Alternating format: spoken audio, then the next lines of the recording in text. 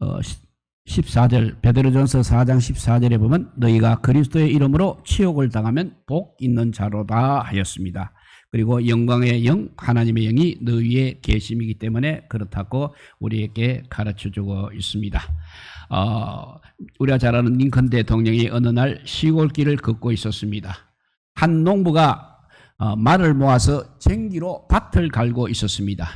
링컨은 농부에게 다가가 인사를 하였습니다. 그때 링컨은 말 엉덩이에 파리가 붙어 있는 것을 보았습니다.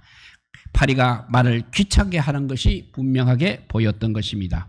그래서 링컨이 파리를 쫓아버리려고 손을 더자 농부가 말리며 이렇게 말했다고 합니다. 내버려 두십시오. 그 파리 때문에 그래도 이 늙은 말이 그나마 움직이고 있습니다 라고 했습니다. 이 파리처럼 우리에게도 쫓아내거나 털어내고 싶은 사람 또는 빨리 해결하고 싶은 일이 있을 것입니다. 그러니 이런 불편과 고통이 우리 인간으로 하여금 성숙하게 만드는 자극제가 될 때가 많이 있다는 진리가 되겠습니다. 성도들도 고난을 원하고 있지는 않습니다. 그렇지만 그 고난 때문에 오히려 더욱 하나님께 가까이 나아갈 때가 있다는 사실입니다. 그래서 고난 때문에 기도를 합니다. 고난 때문에 겸손해집니다. 고난 때문에 하나님께 매여 달려가게 됩니다. 고난이 우리 성도들의 신앙생활을 오히려 발전시키고 유익하게 하는 요소가 된다는 사실입니다. 오늘 본문은 사도 베드로가 신앙 때문에 소아시아 여러 지역에 흩어져 고난을 당하고 있는 성도들에게 보낸 편지입니다. 이 편지에서 베드로는 성도들이 당하는 고난을 새롭게 해석해주고 있습니다. 고난이 그저 힘들고 그저 어렵고 저주스러운 그런 것이 아니라 성도들을 신앙적으로 유익하게 하는 것이라는 해석을 하고 있는 것입니다. 당시 소아시아 여러 지역에 흩어져 있던 성도들이 당하는 고난은 첫째, 무엇보다도 육체적인 고난이었습니다. 어느 시대 막론하고 성도들을 괴롭히는 가장 큰 무기가 바로 이 육체적인 박해였던 것입니다. 채찍이나 태장으로 심한 매를 때리고 고문을 가하고 감옥에 가두는 육체적 고통이야말로 가장 견디기 힘든 고통이라고 할 수 있는 것입니다. 사랑하는 가족과 이웃과 안락한 가정을 떠나 낯선 땅 그것도 생소한 동굴에서 짐승처럼 살아야 하는 그 불편함은 또 얼마나 험난한 고난이겠습니까? 이렇게 성도들이 당하는 고난, 첫째는 무엇보다도 육체적인 고난입니다. 두 번째는 경제적인 고난일 것입니다. 직장과 일터와 농토를 빼앗기고 아무도 알지 못하는 항무지와 같은 낯선 땅에 살아야 했던 성도들은 굶주림에 지쳐 있었을 것입니다. 자신들의 배고픔도 물론이거니와 배고팠다고 칭얼대는 그 잔식들을 바라볼 때 얼마나 마음이 아프고 힘들었겠습니까? 의식주의 문제는 흩어진 성도들이 감당하기 어려운 고난이었습니다. 이렇게 성도들이 당하는 고난, 첫째가 무엇보다도 육체적인 고난이었고 두 번째는 경제적인 고난이었습니다. 세 번째는 더불어 정신적인 고난도 역시 적지 않았을 것입니다. 언제 로마 군인들이 나타나서 자기들을 죽이고 잡아갈지 모른다는 불안함과 두려움 속에서 하루하루를 살아가야 했던 것입니다. 이런 성도들을 향하여 베드로사는 너희에게 오는 불시험을 이상한 일 당하는 것처럼 이상히 여기지 말라. 오히려 즐거워하라고 말씀하고 있습니다. 사랑하는 성도 여러분, 베드로 사도의 말이 정말 가당치 않게 들릴지 모르겠습니다만 그러나 냉정하게 살펴보게 되면 성도들이 당하는 고난은 이상한 것이 아니라 어쩌면 당연한 일이라고 할 수 있는 것입니다. 고난을 당한다는 것은 복음이 처음 전파되는 곳에서만 아니라 우리나라와 같이 평안한 가운데 신앙생활을 하는 곳에서도 마찬가지라고 생각이 됩니다.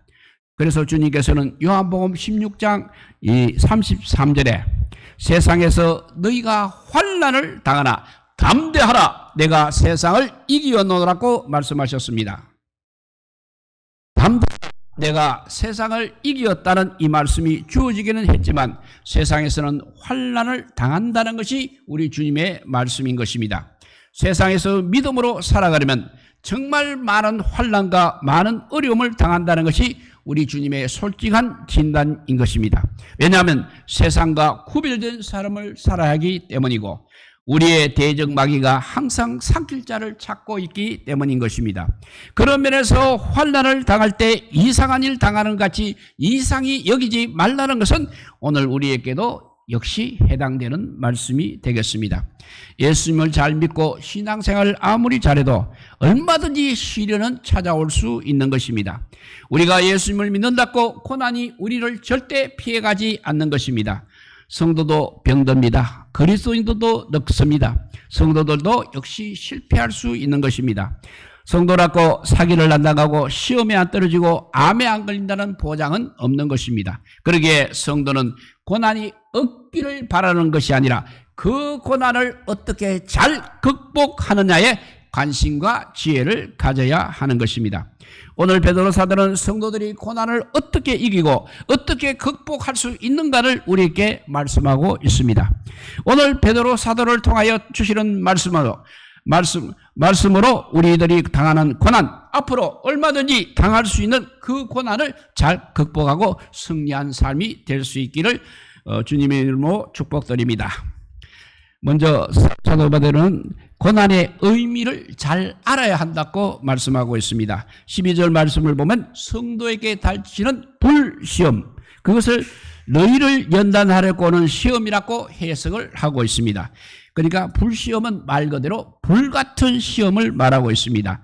그만큼 어렵고 힘들고 견디기 어려운 시험이라고 하는 것입니다. 성경은 이러한 불시험을 닥치는 이유를 여러 가지로 설명을 하고 있습니다. 첫째는 형벌로서의 시험입니다. 죄를 지었기 때문에 오는 시험이라는 말입니다. 죄의 삭은 사망입니다. 이 말씀대로 죄를 짓게 되면 거기에는 항상 고통과 시험이라는 결과가 있게 마련인 것입니다.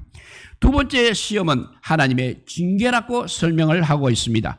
히브리서 12장에 보면 주님께서는 사랑하시는 자를 징계하시고 그의 받으시는 아들마다 채찍질 하신다라고 하였습니다. 사랑하는 자녀들의 죄를 깨닫게 하거나 그 죄에서 돌이키게 하기 위해서 항상 고난을 주신다는 그런 말씀이 되겠습니다. 세 번째, 고난은 연단으로서 고난이 있습니다. 성도들에게 아무런 허물이 없음에도 불구하고 고난을 주시는 경우가 있다는 것입니다. 앞에서 말씀드린 징계로서의 고난은 허물을 교정하려는 그것이 목적이지만 연단으로서의 고난은 또 훈련을 통한 성장의 그 목적이 있습니다. 그런데 오늘 본문에서 베드로 사도는 이러한 고난을 불시험이라고 부르면서 그 목적을 베드로전서 1장 7절에서 이렇게 말하고 있습니다. 불로 연단하여도 없어질 금보다 귀하여 예수 그리스도에 나타나실 때 칭찬과 영광과 존귀를 얻게 하려 함이라 했습니다. 그 옛날 욥이 까닭없이 고난을 당했던 그 고난, 또 요셉이 애굽에서 당했던 그 고난, 다윗이 사울에게 쫓겨다니면서 당했던 그 고난이 바로 여기에 속한다고 할 수 있는 것입니다. 요셉이 노예로 살면서 얼마나 많은 시험을 받았습니까? 보디발 장군 부인의 유혹은 대표적인 유혹일 뿐 그 외에 이루 말할 수 없이 많은 유혹을 아마 받았을 것입니다. 그런데 요셉은 수많은 시험과 유혹에 넘어가지 않고 오직 믿음으로 오직 말씀으로 하나님 한 분만을 바라보며 흔들리지 않았다는 것입니다. 그런 연단을 받아 흠없는 신앙인으로 성장하게 될 때 애국과 가족들을 구원한 하나님의 큰 역사를 이루는 도구로 쓰임을 받게 되었던 것입니다. 예수님을 믿는 우리들에게는 형벌로서의 고난은 그리스도께서 대신 십자가를 지심으로 우리가 받지 않습니다. 그러나 연단으로서의 고난은 분명히 있다는 사실입니다. 하나님께서는 우리가 더 성숙하고 더 강하고 더 깨끗한 존재로 살아가기를 바라고 계십니다. 그래서 때로는 불시험을 우리에게 허락하시는 것입니다. 그러기에 우리는 시험을 당할 때 원망하거나 불평하지 말고 믿음으로 말씀으로 잘 이기며 나아가야 하겠습니다. 우리는 고난을 만나면 그냥 피하려고 하고 있습니다. 또 원망과 불평을 앞세울 때가 많은 것입니다. 그러나 하나님께서는 때때로 고난을 통해서 연단을 시키고 우리의 믿음을 깊게 하시는 것입니다. 기도가 형식이 아니라 간절함이 되게 하신다는 것입니다. 예배가 습관이 아니라 생명이 되게 하신다는 것입니다. 세상을 의지하던 마음이 이제는 하나님만 붙들게 하시는 것입니다. 그래서 고난은 우리를 무너뜨리기 위해 있는 것이 아니라 더 거룩하고 더 견고하게 세우기 위한 하나님의 손길인 줄 믿으시기 바랍니다. 그러므로 성도는 고난 가운데 이렇게 응답을 해야 합니다. 하나님, 이 고난을 통해서 무엇을 이루려고 하십니까? 라고 응답해야 됩니다. 그래서 우리가 하나님의 뜻을 분명히 깨닫고 더 성숙한 신앙으로 성장하는 연단의 기회로 우리는 고난을 삼아야 하는 것입니다. 이렇게 사도 바울은 먼저 고난의 의미를 잘 알아야 한다고 우리에게 말씀하고 있습니다. 두 번째로 성도의 고난은 그리스도의 고난에 참여하는 것이라고 말씀하고 있습니다. 13절에 그 말씀을 보면 오히려 너희가 그리스도의 고난에 참여하는 것으로 즐거워하라고 말씀하고 있습니다. 여기서 그리스도의 고난에 참여한다는 말의 의미가 매우 중요합니다. 그러면 그리스도의 고난에 참여한다는 말은 무슨 뜻입니까? 예수님은 인간을 구원하시기 위해서 십자가에서 엄청난 고난을 받으시고 죽으셨습니다.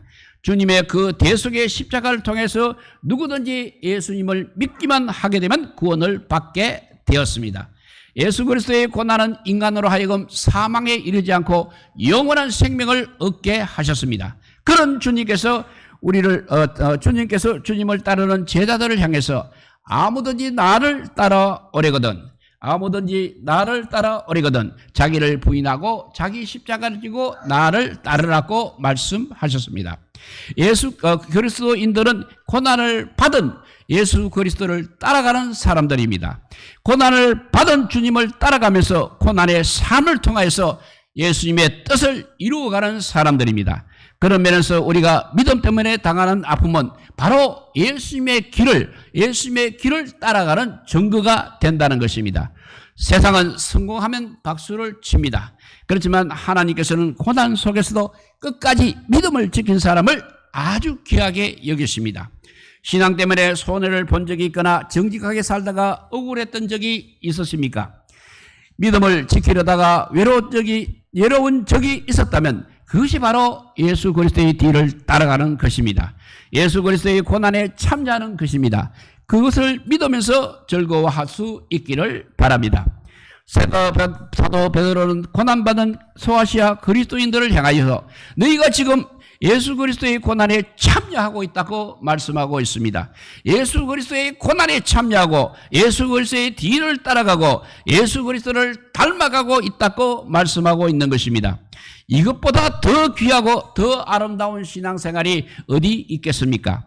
성도들의 삶은 고난이 없다고 좋은 것이 아니라는 것입니다. 평안하다고 좋은 것도 아닌 것입니다. 모든 일이 형통하다고 신앙생활을 잘하고 있는 것도 아닌 것입니다. 예수 그리스도를 닮아가고 예수 그리스도를 온전히 따라가는 삶이 바로 최고의 삶인 것입니다. 그런 면에서 고난을 받으면서 신앙생활을 하는 성도들은 예수 그리스도의 고난에 참여하는 것입니다. 거기에는 당연히 축복이 있기 때문에 즐거워하라고 말씀하고 있습니다. 고난의 삶을 통하여서 예수 그리스도를 따라가는 성도들이 받을 축복을 사도 베드로는 그의 영광을 나타내실 때 너희로 즐거워하고 기뻐하게 하려 함이라고 말씀하고 있습니다.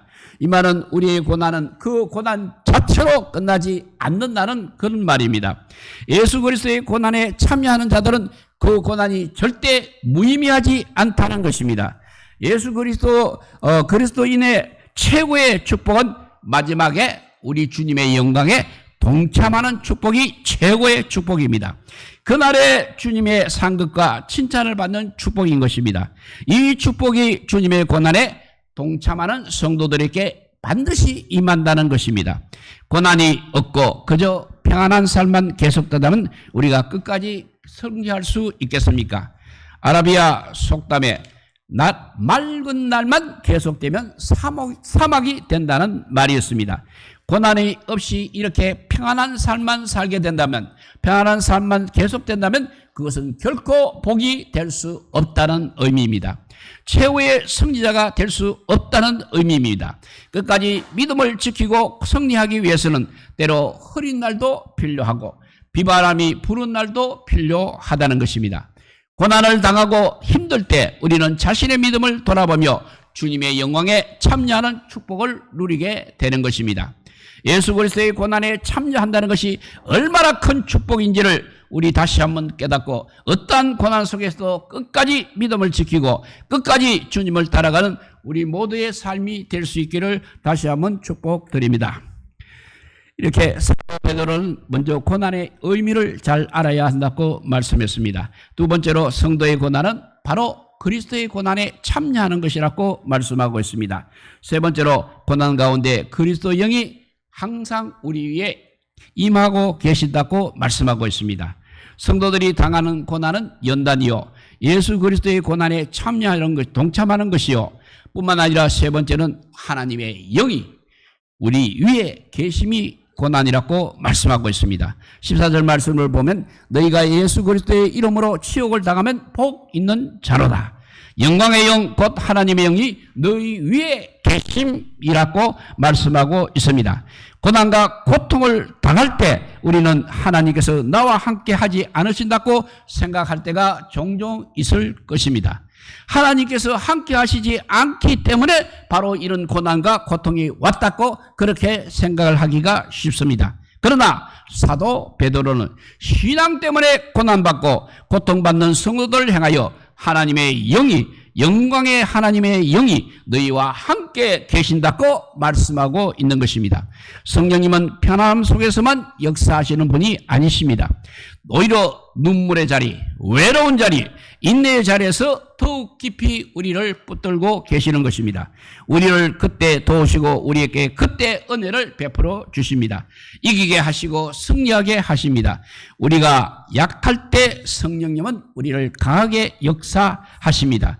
우리가 무너질 것 같은 순간에 하나님의 영광이 나타나는 것입니다. 그래서 성도의 고난은 절대 절망으로 끝나지 않는다는 것입니다. 반드시 성도의 고난은 영광으로 이어진다는 것입니다. 성도의 고난은 우리를 강하게 하시고 올바른 믿음으로 세워가시는 하나님의 연단인 것입니다. 성도의 고난은 그리스도의 고난에 동참하고 우리를 따라가고 닮아가는 것입니다. 성도의 고난 속에 영광의 영이신 성령님께서 함께 하셔서 우리를 도우시고 인도하여 주십니다. 이슬과 비바람과 고통을 이겨낸 그 야생화가 가장 아름답고 가장 생명력이 강하듯이 고난과 역경으로 단련된 우리 그리스도인들이 더 크고 풍성한 하나님의 은혜와 복을 받게 되는 것을 반드시 믿으시기 바랍니다. 고난의 연단 과정을 우리가 잘 감당해 나갈 때 하나님께서는 우리를 크게 사용하실 것이고 하나님 나라에서 놀라운 축복과 놀라운 상급으로 함께하여 주실 것입니다. 마지막으로 욥기 23장 10절 말씀입니다. 나의 가는 길 오직 그가 아시나니 그가 나를 단련하신 후에 내가 정금같이 나오리라 하셨습니다. 우리 모두 욥처럼 고난 후에 오는 그 정금같이 나오는 정금으로 나오는 영광으로 이어지기를 주님의 이름으로 축복드립니다. 우리 정금같이 모두 나와서 하나님의 영광을 나타내는 우리 모두가 되시기를 주님의 이름으로 축복드립니다. 예, 우리 찬양하고 우리 복음할 때 이 하상철 집사님 수고하시겠습니다. 330장 찬양 드리겠습니다. 주보에 넘어가 빨리.